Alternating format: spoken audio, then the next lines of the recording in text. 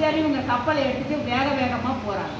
வேக வேகமாக போயிட்டு நான் வந்துட்டேன் அப்படிங்கிற செய்தியை மகளுக்கு தூதுவல் மூலமாக அனுப்புகிறாங்க.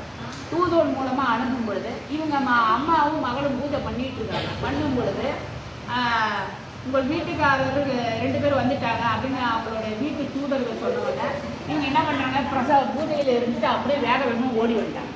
அர்ச்சகர் சொல்கிறாரு, நீங்கள் பிரசாதத்தை சாப்பிட்டு போகலாமே. அதை காலையில் கூட கேட்காம அவங்க வேகமாக ஓடிட்டாங்க. ஓடி பார்த்தா கப்பல் கமுந்து போச்சு. 2 பேருமே ஆற்றுக்குள்ள போயிட்டாங்க. போனவுடனே எனக்கு கப்பலே கமுந்து போச்சு, எங்கெங்க ஆலய காரணம். அப்போ அசரீரி வாயில பெருமாள் சொல்றாரு, நீங்கள் உங்கள் சுகத்திற்காக உங்கள் கணவனை பார்க்க வேண்டும் என்று என் பூஜையை மதிக்காமல் பிரசாதத்தை ஏற்றுக்கொள்ளாமல் நீங்கள் இங்கு எழுந்து வந்து விட்டீர்கள் என்றால் எனக்கு மரியாதை இல்லாத ஆகிறது. நீங்கள் சென்று என்னுடைய பூஜையிலே இருக்கக்கூடிய பிரசாதத்தை சாப்பிட்டு வர வேண்டும் அப்படின்னு பெருமாள் சொல்லும்போது மறுபடியும் நேராக வேகமாக போடுறாங்க. போனவுடனே 2 வாழைப்பழத்தை எடுத்து சாப்பிட்றாங்க. சாப்பிட்டுட்டு உடனே திரும்ப ஓடி வராங்க. ஓடி வந்தவுடனே அந்த கரையில் பார்த்தோடனே அந்த கப்பல் வந்துடுது. கப்பலில் இருந்து அவங்க 2 பேரும் சாதுவும் மருமகனும் வந்துடுறாங்க. வந்தவுடனே இப்படி சத்யநாராயணனுடைய அருளினால எங்களுடைய கஷ்டமெல்லாம் தீர்ந்தது, இனிமேல் நாங்கள் எம்பெருமானை ஏமாற்றாமல் நாங்கள் பூஜையை பண்ணுறோம் அப்படின்னு சங்கல்பித்தார். எம்பெருமான் சத்யநாராயணன் அவங்களுடைய குடும்பத்துக்கே காட்சி கொடுத்து அந்த ஊர் மக்களுக்கே காட்சி கொடுத்து அவன் மாதம் சாதுவானவன் சத்யநாராயண பூஜை செய்து ஊருக்கே விருந்து வைத்து அவன் மிகவும் செல்வந்தனாக வாழ்ந்தான். அவனுடைய வாழ்க்கையில் எந்த கஷ்டமும் இல்லை. இது 4வது அத்தியாயம் முடிவடைந்தது. 5வது 5வது படிச்சிருக்கீங்களா? நல்லா இருக்கு.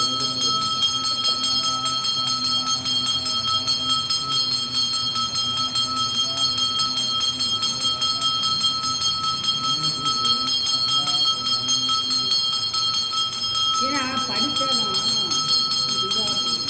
கதையாக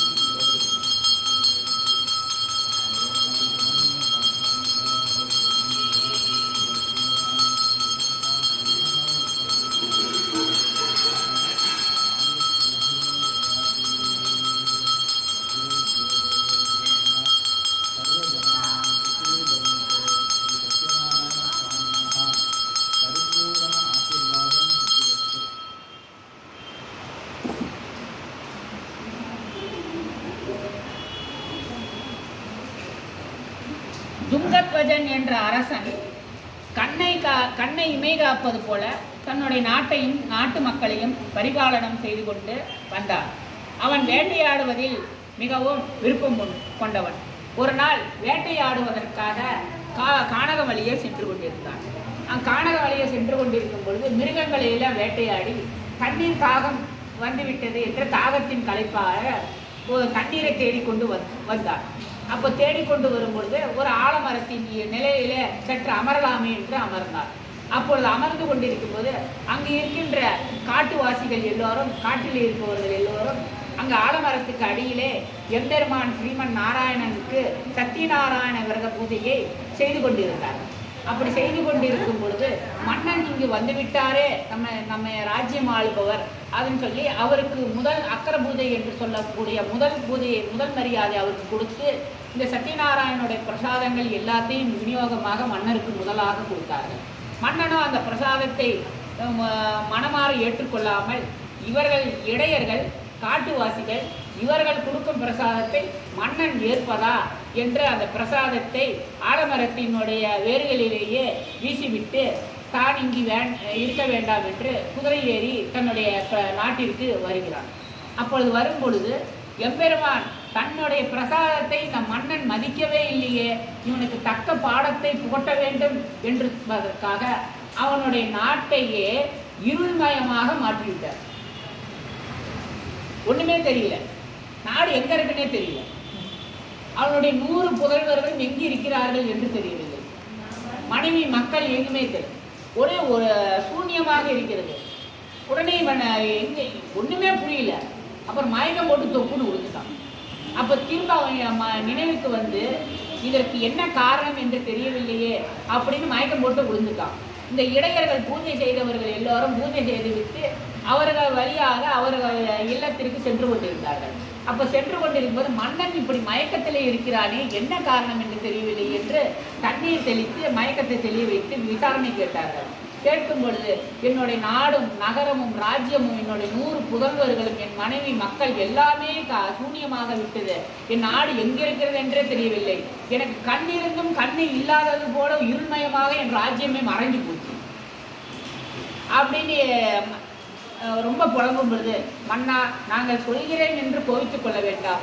நாங்கள் கொடுத்த இந்த சத்யநாராயண பிரசாதத்தை நீங்கள் கிஞ்சித்தேன மதிக்கவே இல்லையே, அதனால்தான் அவனுடைய கோபத்திற்கு இந்த காரணமாக இருக்கிறது.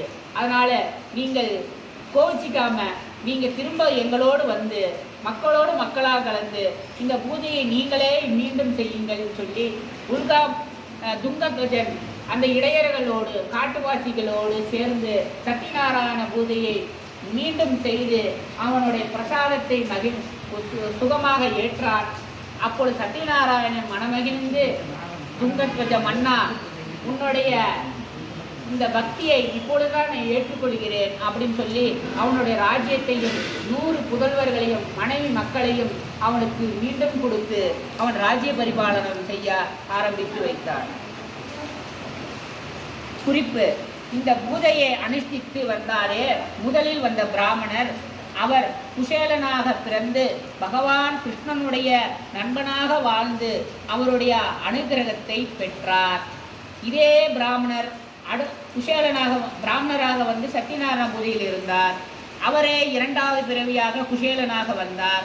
அவரே 3வது பிறவியிலே ஆதிசங்கரர் சின்ன வயசிலே பிச்சாந்தேகி முஞ்சவர்த்திக்கு போகும் பொழுது இதே பிராமணன் தான் தன் வறுமையாக இருக்கிறோம் என்று ஒரே ஒரு நெல்லிக்கனியை எடுத்து ஆதிசங்கருக்கு கொடுத்தார்.